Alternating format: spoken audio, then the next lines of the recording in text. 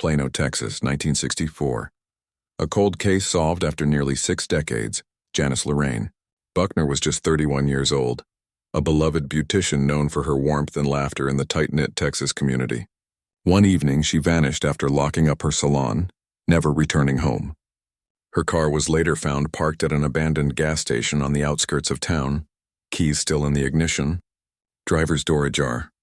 Despite widespread searches and local outcry, the investigation stalled, hindered by limited resources and whispers of overlooked leads. Years turned into decades, but a single strand of DNA preserved through time would finally crack the case wide open.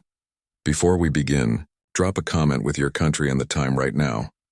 In 1964, Plano, Texas was a place suspended between past and progress. Long before the urban sprawl and tech hubs, it was a town where dusty roads carved through cotton fields, where neighbors knew each other's names, and where doors were left unlocked after sunset. It was a community built on handshakes, small talk at the diner, and familiar routines. Janice Lorraine Buckner fit into this world like a cornerstone. At 31, she was well known in town, not for anything loud or flashy, but for her warmth, her kindness, and her unshakable presence. She worked full-time as a beautician at the Hair Loft, one of the town's busiest salons. Inside its pink-trimmed storefront, Janice transformed her clients not just with scissors and curlers, but with a listening ear and quiet compassion. People didn't just book appointments with her, they sought her company.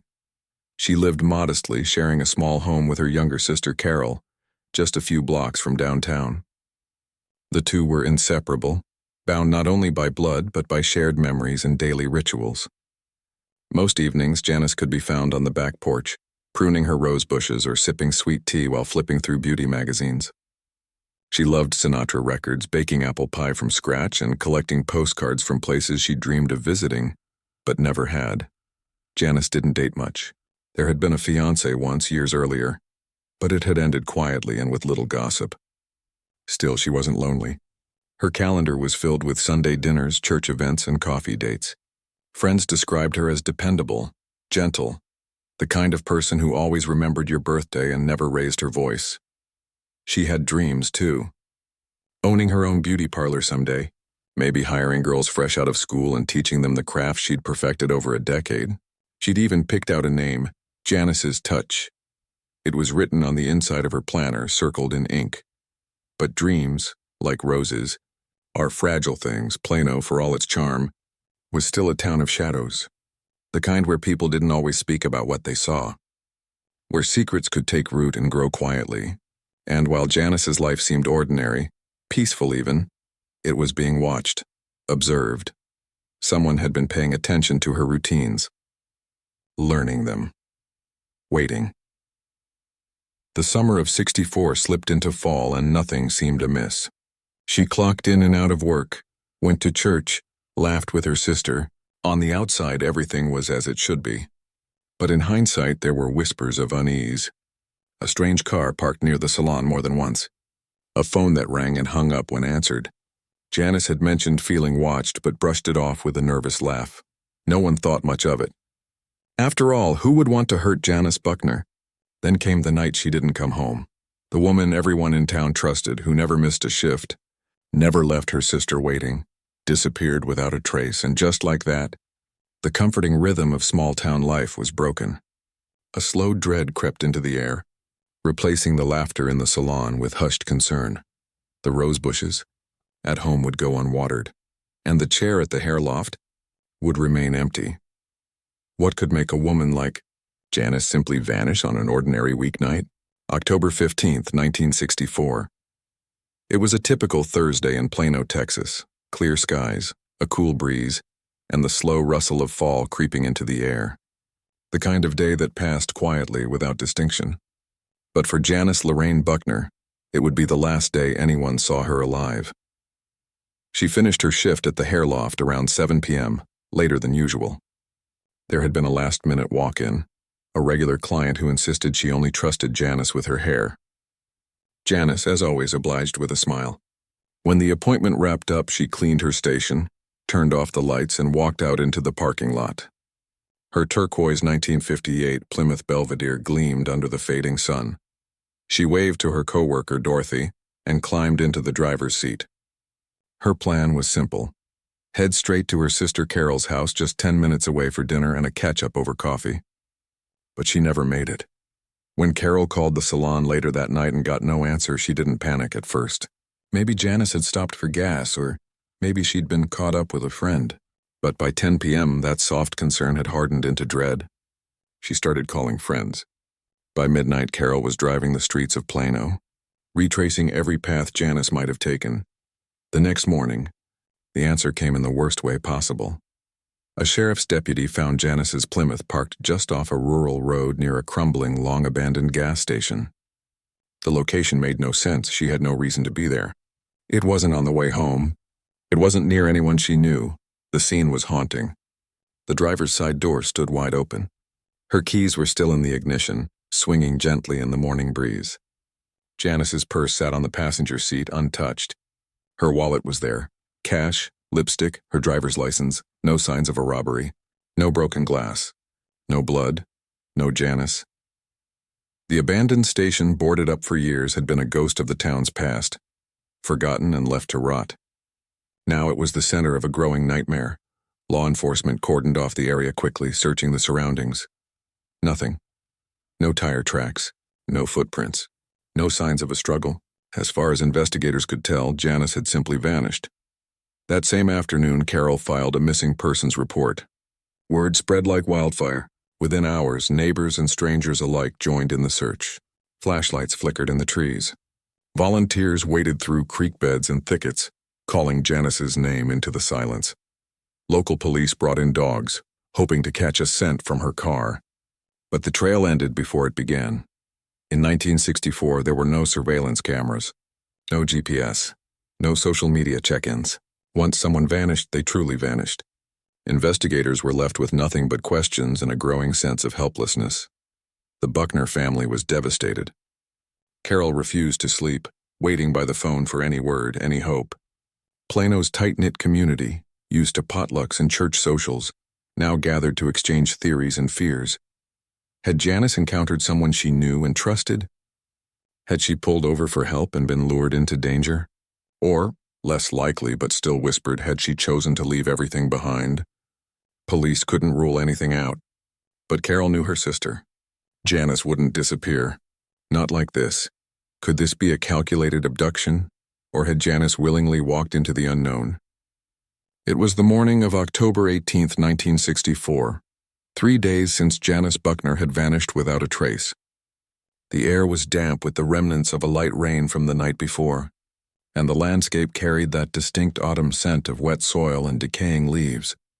12-year-old Tommy Whitaker had been wandering the outskirts of his family's farmland, not far from the wooded creek that cut through their property. He was hunting frogs with a slingshot, a typical Sunday morning for a boy in rural Texas. But as he followed a trail of muddy animal tracks through the underbrush, something strange caught his eye near a cluster of tall reeds by the creek. At first, it looked like nothing, just tangled cloth half buried in wet leaves. But as he stepped closer, a wave of dread overtook him. What he saw would haunt him forever. Partially concealed beneath branches and a thin layer of mud was the body of a woman. Her arms stretched out unnaturally, her legs twisted beneath her. Her blouse was torn, her skirt pulled up. The skin around her wrists was dark with bruises. Her face, though discolored from exposure, was unmistakably that of Janice Lorraine Buckner. Tommy ran, screaming, back to the house. Within the hour, the Plano Sheriff's Department had sealed off the area. The discovery sent shockwaves through the community. The kind of violence visited upon Janice was foreign to a place like Plano. Sheriff's deputies, unused to handling homicides of this nature, arrived with cameras, notepads, and evidence bags, but the tools of the time were crude. There were no crime scene units, no forensic experts on call. They did what they could, marking boot prints, photographing the scene, and attempting to preserve what little had survived 3 days of exposure to the elements. Janice's body was transported to the county morgue, where the coroner confirmed what many already feared. Cause of death: blunt force trauma to the head followed by strangulation. She had likely been dead the same night she disappeared. There were no defensive wounds suggesting she'd fought back, possibly incapacitated early. There were signs of a possible sexual assault, but without modern testing, nothing could be proven conclusively. A few fibers and small particles of unknown origin were collected from under her fingernails, but again, the limitations of 1960s science left much to guesswork. The only concrete fact: Janice had been murdered in cold blood. News spread like wildfire. Radio stations announced the grim update.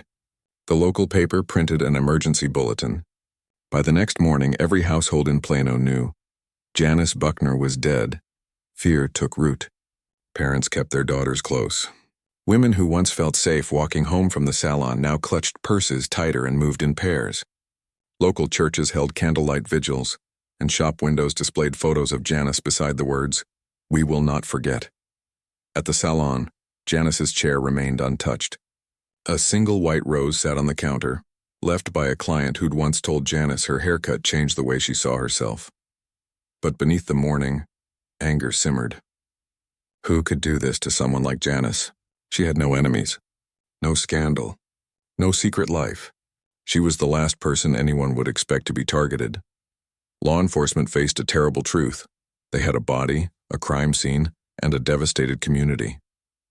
But they had no suspects, no motive, and next to nothing to go on.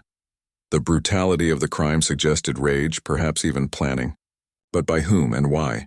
Why would someone target a gentle beautician and leave so little behind? From the moment Janice's body was recovered, investigators moved into a familiar rhythm: question, record, repeat, trying to stitch together a night that had been erased.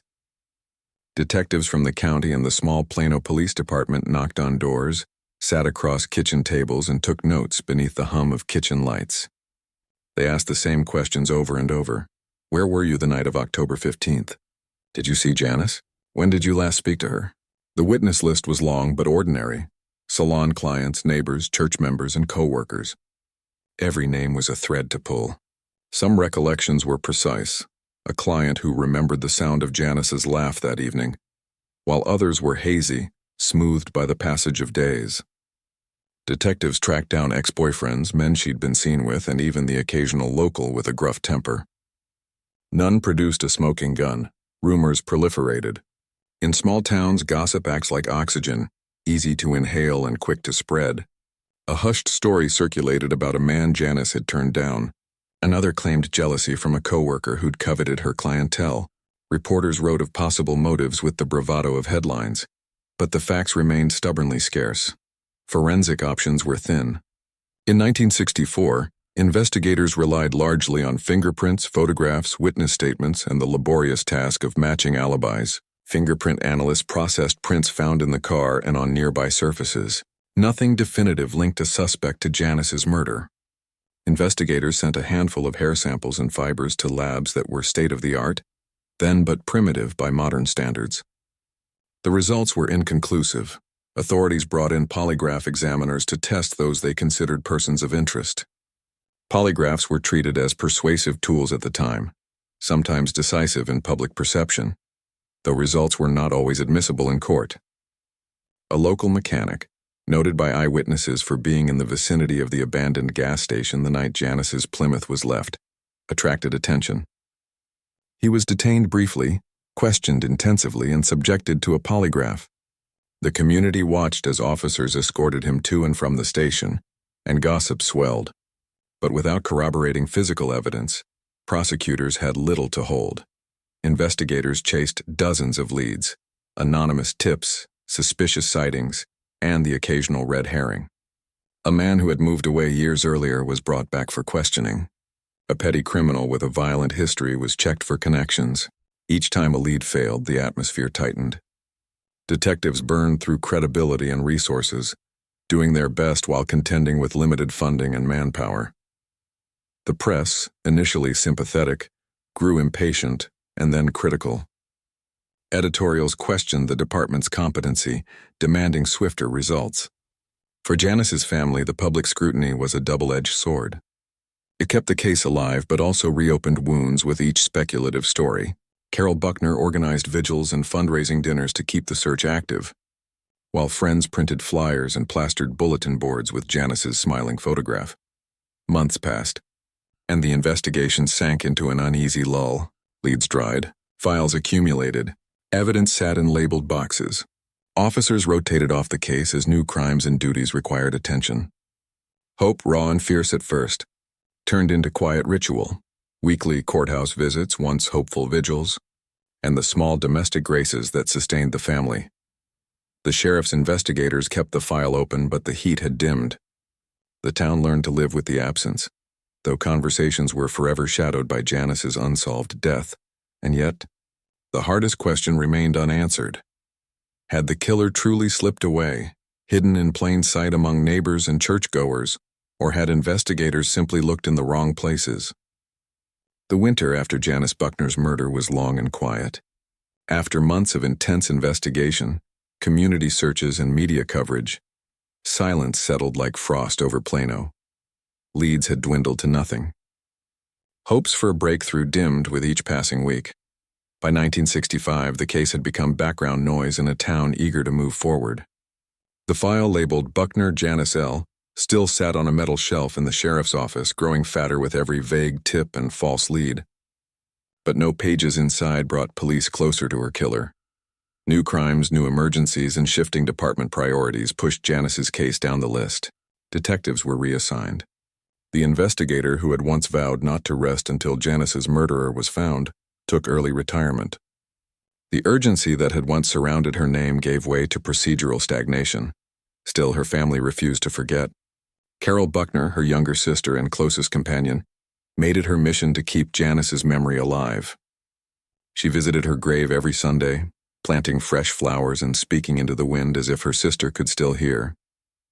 In interviews, Carol begged the public not to let Janice become just another statistic.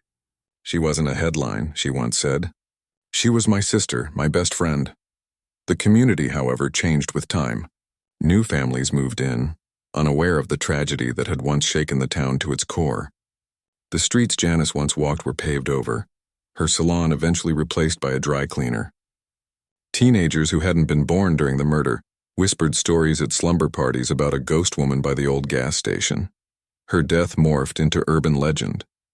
By the 1970s, the case was unofficially cold. Plano's police department grew in size and sophistication, but the Buckner file remained untouched in the archives. Advances in forensic science hadn't yet caught up with the evidence collected. DNA analysis was still years away. Items from the crime scene, her blouse, scrapings from under her fingernails were sealed away, their potential locked behind the limitations of their time. Carol wrote letters every year to the Texas Rangers and the FBI, urging them to re-examine the case.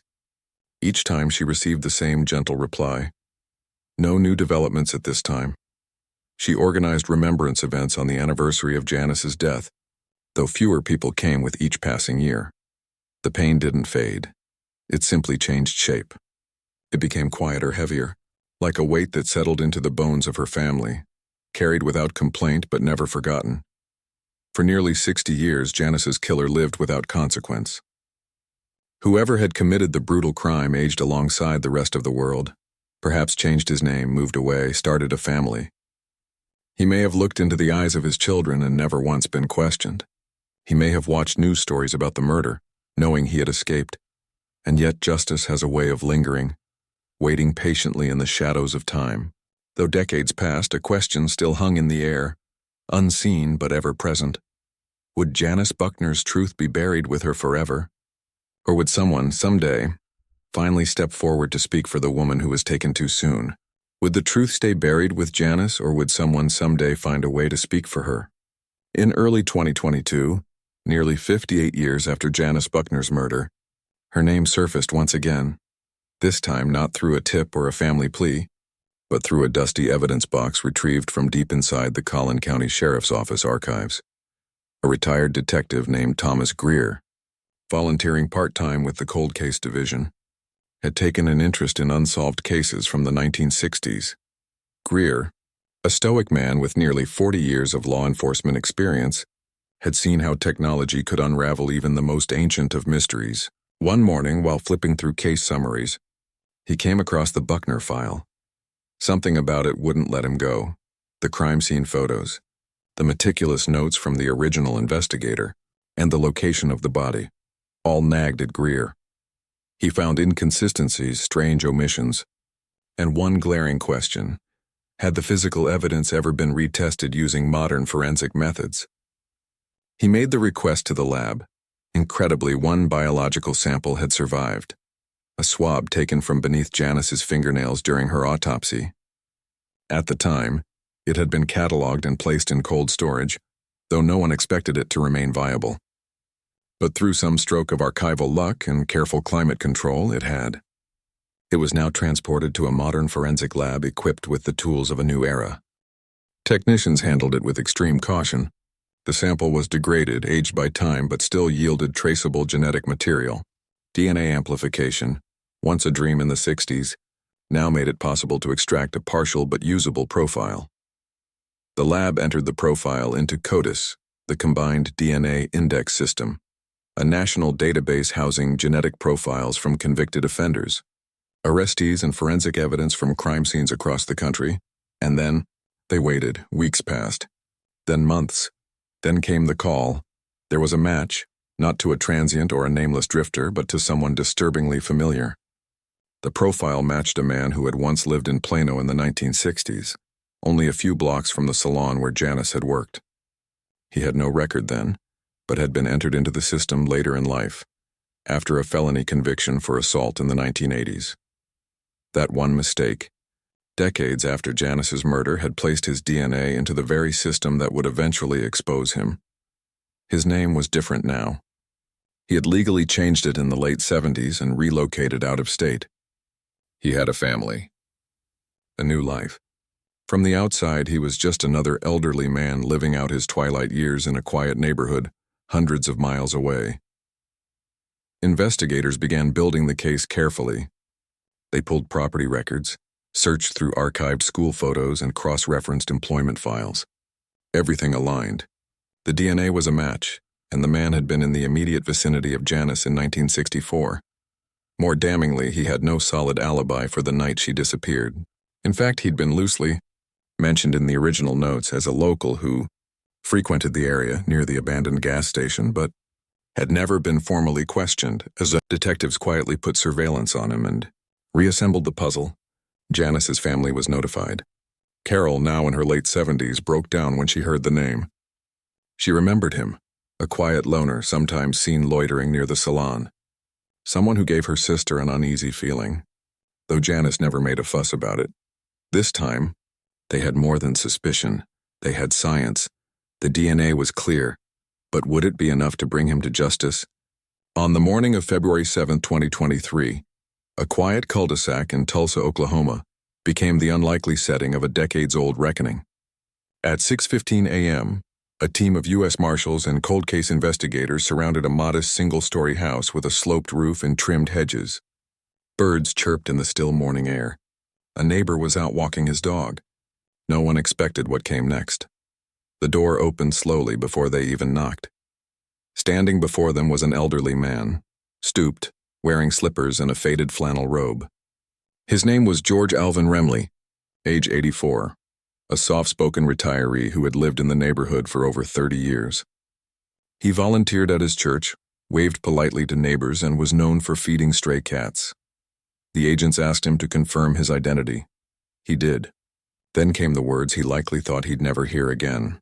"Mr. Remley, you are under arrest for the 1964 murder of Janice Lorraine Buckner." He didn't protest, didn't argue. He simply nodded, turned, and allowed himself to be handcuffed without resistance.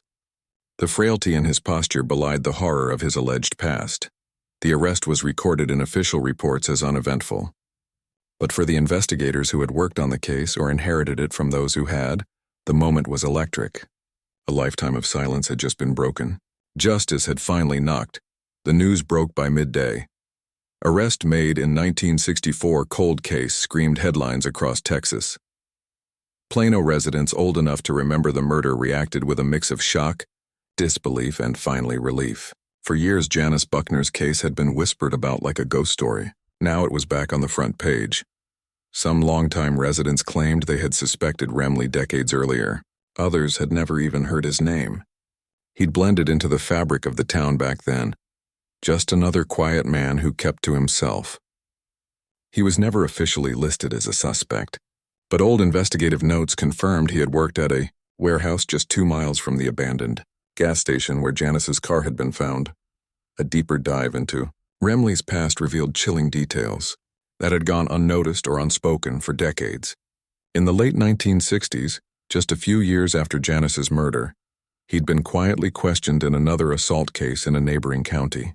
Charges were never filed. In the early 1980s, he'd been arrested in Kansas for domestic abuse. He pled down to a lesser offense, served probation, and disappeared again, moving states, changing names. All of it had been hidden under layers of legal paperwork, sealed records, and the passage of time.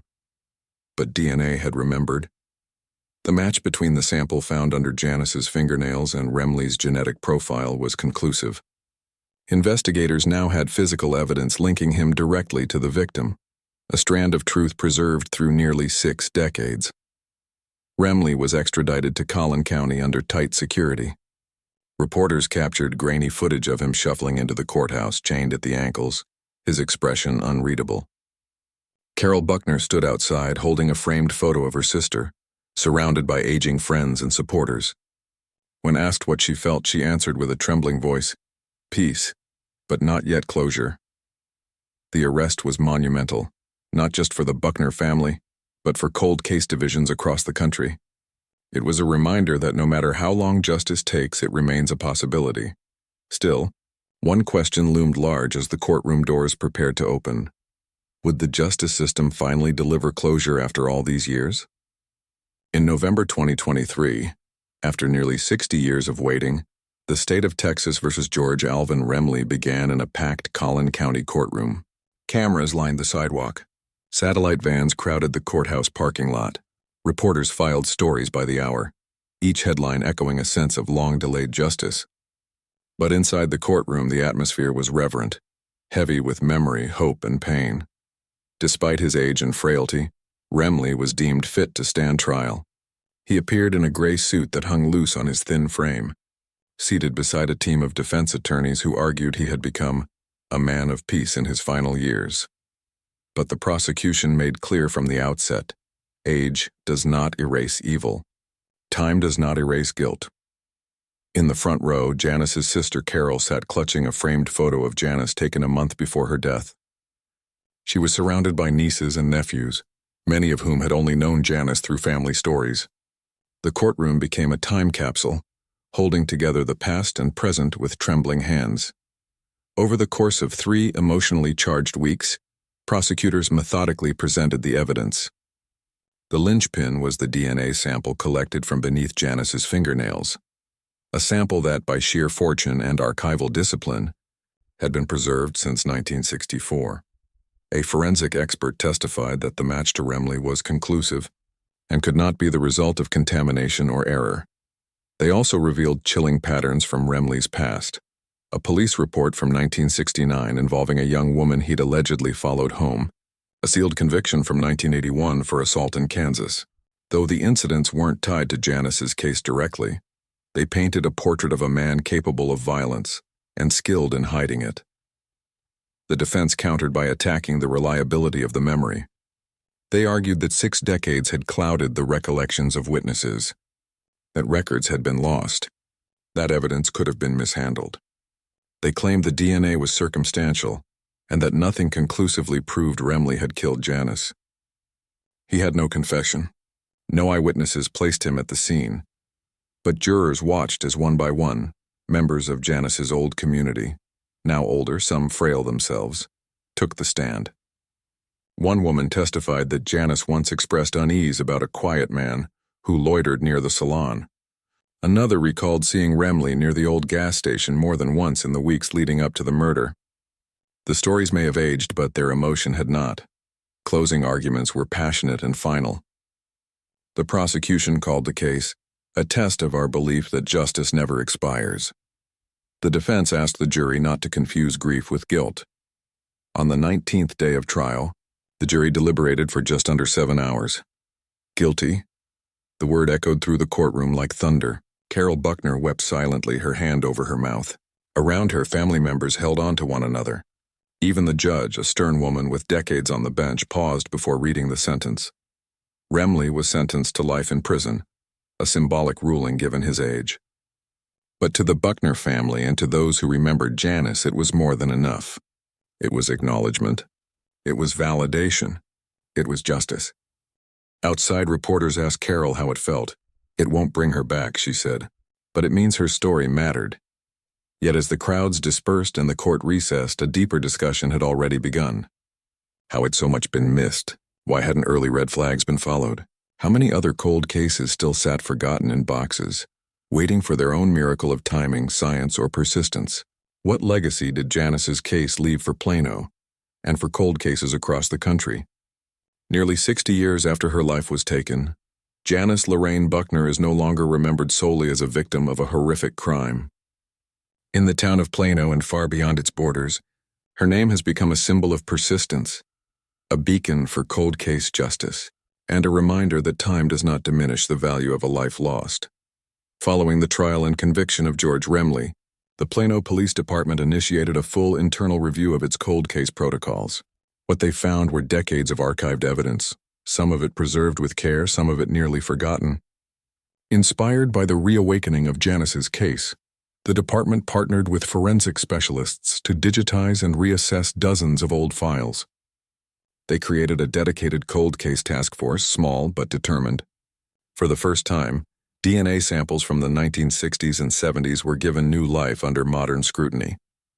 The Buckner case became a case study in law enforcement seminars nationwide. Investigators from other counties reached out to Plano detectives, asking how they'd maintained the sample integrity for so long. The answer was almost accidental. An overworked deputy in 1964 had filed the evidence box in a back room that happened to be cold and dark enough to preserve it. Janice's story didn't just change policy, it stirred. Heart's national news outlets picked up the story, and true crime television series and podcasts soon featured her case. Interviews with Carol Buckner, courtroom footage, and archival photos of Janice smiling beside her rose bushes introduced her to a new generation. For the first time in decades, Janice's voice was heard. The coverage sparked something unexpected, an outpouring of messages from families with their own unanswered tragedies. Some had lost sisters, daughters, or mothers under mysterious circumstances. Others held on to forgotten police reports and aging newspaper clippings. They had waited in silence for years, believing justice would never come. But Janice's case gave them hope. For Carol, the resolution was both a blessing and a burden. She had carried her sister's memory for most of her life, through youth, adulthood, and into old age. Now that chapter had reached its final page. She had justice, but not the shared holidays, the laughter in the kitchen, or the joy of growing old side by side. The ache of that absence never fully left. Still, something beautiful emerged. In the spring of 2024, a memorial garden was installed near the original site of the Hair Loft Salon. It featured a bronze plaque with Janice's name, surrounded by white roses, her favorite. On the first anniversary of the verdict, more than 100 residents gathered there, laying flowers and lighting candles in her honor. Some had known Janice. Others were strangers touched by her story. All came to remember. Local schools began teaching the importance of forensic science and justice reform through her case.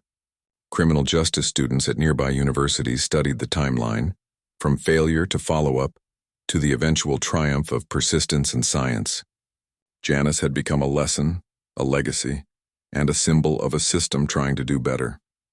Most importantly, her case proved that the past can still speak, and that even after decades of silence, the truth can rise. The question now, echoing in precincts and family homes across the country, is no longer who was Janice Buckner. It's something deeper, more urgent. In honoring Janice, how many more forgotten voices might now be heard? In the quiet town of Plano, Texas, the memory of Janice Lorraine Buckner now lingers not in silence but in justice. Once just a framed photograph on a sister's mantle, her face has become a symbol of something far greater: the resilience of truth, the power of memory, and the relentless pursuit of justice. Janice's story, buried for nearly 60 years beneath layers of forgotten files and faded headlines, did not stay buried. It rose through the determination of a grieving family, the diligence of a retired detective, and the transformative power of modern forensic science. What was once considered a cold case destined to fade became a landmark in how we understand long-delayed accountability. Her life was filled with small joys, warm conversations at the salon, quiet moments in the garden, and dreams of a future that was stolen far too soon. She did nothing to deserve the violence inflicted upon her.